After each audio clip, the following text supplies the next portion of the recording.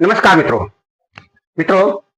हर व्यक्ति कोई नई वस्तु, कोई नई शक्ति प्राप्त करने के लिए बहुत लालायित रहता है, क्योंकि जब वो तरह तरह की वीडियो देखता है या तरह तरह की बातें सुनता है या कोई बुक पढ़ता है, उसमें अगर कुछ कहानी लेख लिखा हो कि ऐसा होता है, ऐसा होता है और ऐसा होता है, उसके मन में हलचल होने लगती है कि मैं भी कोई साधना करूं, मैं भी वह शक्ति प्राप्त करूं। यदि कोई व्यक्ति यह सुन लेता है कि एक साधु पानी पे चलकर नदी पार कर गया, तो उस मन में एक ऐसी उथल पुथल मचने लगती है कि ऐसा कैसे हो सकता है। परंतु सत्यता यही है, अपनी शक्ति, शरीर की और संकल्प की शक्ति और साधना, ये सब मिलकर उस व्यक्ति को उसके अनुरूप बना देती हैं। हमने पहले भी बहुत सारी वीडियो डाली हैं अदृश्य होने की।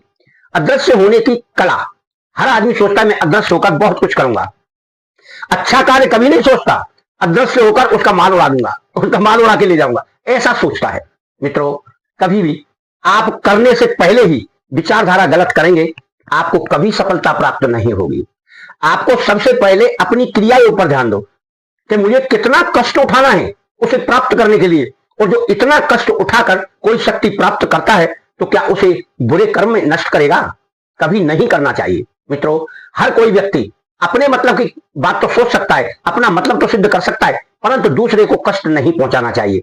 इन सारी क्रियाओं की जड़ केवल परमार्थ होता है। परमार्थ करिए, आपका काम है स्वयं का, वह भी आप करते जाइए, जिससे आपकी शक्ति बराबर बनी रहेगी और कार्य करती रहेगी।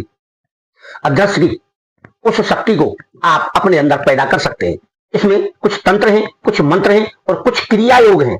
क्रिया योग उसे कहते हैं कि मंत्र सिद्ध करने के बाद, तंत्र क्रिया करने के बाद कुछ कार्य आपको करना होता है, सामान्य तौर पर उसे कहते हैं क्रिया योग। इसलिए आपको मंत्र, तंत्र और क्रिया तीनों इसमें करना होंगे। पहले अदृश्य प्रयोग में हमने 5 दीपक बताए थे, उनका काजल बताया था, वह भी मनुष्य की खोपड़ी के अंदर तेल डालकर, मीठा तेल डालो या चमेली का तेल डालो। यहां हम आपको एक ऐसा ताबीज बताएंगे, यानी गुटका बताएंगे, जो आपको बनाना है। उसे बनाकर आप अपने मुख में रखेंगे तो वह व्यक्ति अदृश्य हो जाएगा। और यदि आप उस गुटका को, यानी उस ताबीज को निकाल लेंगे तो आप पुनः अपनी स्थिति में आ जाएंगे। मित्रों, साधारण कार्य नहीं है। आप सोचते हो साधारण है, पर संकल्प से किया हुआ कार्य संपूर्ण हो जाता है। आपको संपूर्णता के लिए जाना है, इंतजार भी करना है। हो सकता है आपको कई महीने लग जाएं वस्तुओं को ढूंढने में।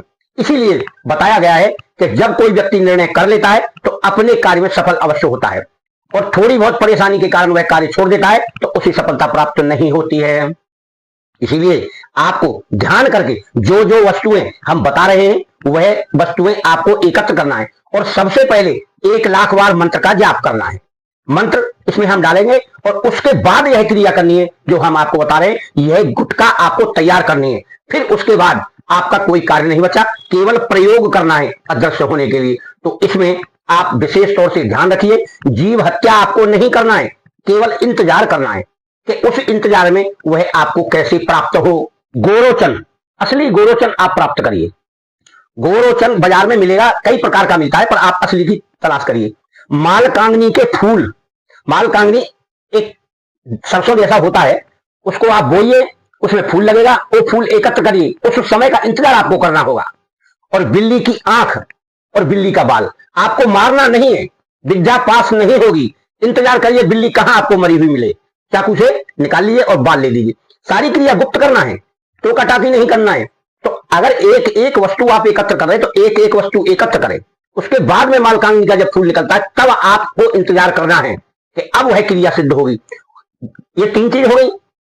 इसके अलावा कौवे की झूठन, यानी जैसे हम चावल रख दें, रोटी रख दें, कुछ और वस्तुएं खाने के लिए रख दें, तो कौवा उसे झूठा कर करके जाए, उसकी झूठन में से थोड़ी झूठन भी लेना है, वह आपको अपने पास एकत्र करना है। सबसे लास्ट का काम आपको रखना है मालकांगनी के फूलों का इंतजार। जब मालकांगनी के फूल लगे तब आपकी सारी क्रियाएं होंगी।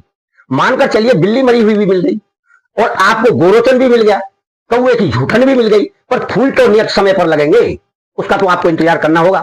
इसके बाद इन सभी वस्तुओं को आप इकट्ठा कर ले और अपने मंत्र से, जो हम इसमें मंत्र देंगे अदृश्य होने वाला, उस मंत्र से इनको अभिमंत्रित करना है। 108 बार अभिमंत्रित करें, क्योंकि आपके पास 1 लाख मंत्रों की शक्ति है। और अभिमंत्रित करके उन सारी वस्तुओं को मिलाकर एक ताबीज बनाना है। ताबीज भी 3 धातु का होगा, सोना, चांदी, तांबा, इन 3 धातुओं का बना हुआ ताबीज स्पेशल बनवाइए। उसमें आपको भरना है मंत्र पढ़ते हुए। पढ़ के धूप, दीप, अगरबत्ती दिखा लें, स्थायी शांति कर लें, अपने मन में संकल्प कर लें, इस विद्या का मैं गलत प्रयोग नहीं करूंगा, अपने लाभ के लिए और परमार्थ के लिए मुझे यह प्रयोग करना है, दूसरे की आत्मा को कभी कष्ट नहीं पहुंचाऊंगा। इस प्रकार की भावना रखते हुए उस ताबीज को आप बनाकर तैयार कर लें और फिर उसका परिणाम आप सामने देखें। आप उसे मुख में रखेंगे, आप अदृश्य हो जाएंगे। उसके लिए आप एक सामने व्यक्ति रखें जो आपको देखे कि मैं दिखाई दे रहा हूं आपको नहीं, और उसे आप गले से मुंह से निकाल लेंगे तो आप दिखाई देंगे। वह ताबीज आपके गले में डला होगा। जब जरूरत पड़े तब उसका इस्तेमाल करना है और उसको गुप्त भी रखना है। अगर आपने गुप्त नहीं रखा तो हो सकता है इस संसार में ऐसे लोग हैं कि आपको निपटा दें और ताबीज प्राप्त कर लें। हालांकि उनके काम नहीं आएगा वो, क्यों कि वह शक्ति उनके पास नहीं है। पर आदमी का भ्रम है, जब कोई व्यक्ति किसी साधु को यह देखता है कि ये साधु पैसा नीचे से निकालता है आसन के नीचे से, तो वो लोग सोचते हैं कि इस आसन में कोई शक्ति है। परंतु आसन में कहां शक्ति है? आपकी इच्छा में शक्ति है। आपके पास इच्छा शक्ति है, जैसा आप चाहेंगे वैसा होगा। और जो देने वाली शक्ति है वो उसी मार्ग से आपको दे रही है, क्योंकि ओपन तो कोई शक्ति नहीं दे सकती। इसीलिए अधिकांश लोग धोखा खा जाते हैं, साधुओं का मर्डर कर देते हैं, प्राप्त कुछ नहीं होता, एक हत्या ऊपर चढ़ जाती है और फिर अंत में वह साधु दूसरे रूप में उसको बहुत परेशान करता है। आपको यह कार्य कभी नहीं करना है। किसी भी साधु से भ्रष्ट भाषा का उपयोग मत करो, किसी तंत्र मंत्र वाले से बहस मत करो, झगड़ा मत करो, वरना आपका जीवन संकट में पड़ सकता है।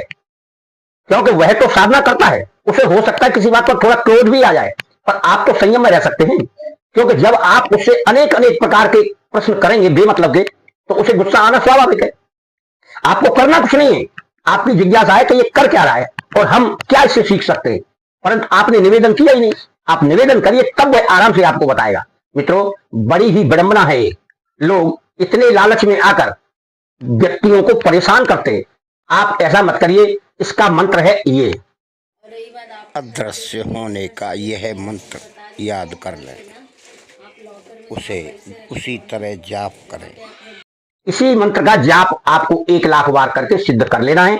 फिर ये सारी क्रियाएं आप करना है और आप अपने जीवन में यह ऐसा एक बहुत ही तेजस्वी काम है जो आपके जीवन को बदल कर रख देगा। अगर आप सुरक्षित रहना चाहते हैं तो अदृश्य हो जाइए, आप कहीं जाना चाहते हैं अदृश्य हो जाइए, तो व्यक्ति आपको सम्मान पूर्वक देखेगा और जो वस्तु आपको चाहिए वो ले सकते हैं। आप उससे मांगिए, वो नहीं दे रहा है तो आप उठा लीजिए अपने मतलब की। केवल ऐसा नहीं कि उसका सारा सामान तहस कर दे।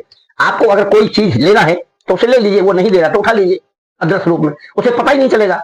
जब पता चलता है तब दिमाग में विकृति पैदा होती है, दोष लगता है। अब आपने कोई गठबंधन नहीं किया, आपने कोई स्टोर नहीं बनाया, आपने कुछ ऐसा नहीं, आपने अपने उपयोग के लिए लिया है। जैसे प्रकृति से साधु महात्मा संतों को या आम लोगों को फल प्राप्त होते हैं, भाई जब फल नहीं मिलता है तो व्यक्ति डंडा मार के फल तोड़ता है और वो फल अपने लिए लेके चल देता है। यदि कोई व्यक्ति इकट्ठा फल तोड़ के लेके जाएगा तो कहीं ना कहीं पकड़ा जाएगा, क्योंकि उस वृक्ष का कोई ना कोई कहीं ना कहीं मालिक तो होगा। और यदि आपने 1-2 फल लिया है अपनी उपयोगिता के लिए और आप साधु संत सेवार्थ वाले व्यक्ति, कुछ नहीं बोलेगा, बल्कि और आपको 1-2 दे देगा। यह होती है मनोवृत्ति और यह होती है इच्छा शक्ति। इसी से साधु संत जीवन यापन करते हैं और अपने आनंद में रहते हैं। उसके आनंद को कोई क्षति पहुंचाता है तो वह सर्वथा उनके कोप का भागी होता है, क्रोध का भागी होता है।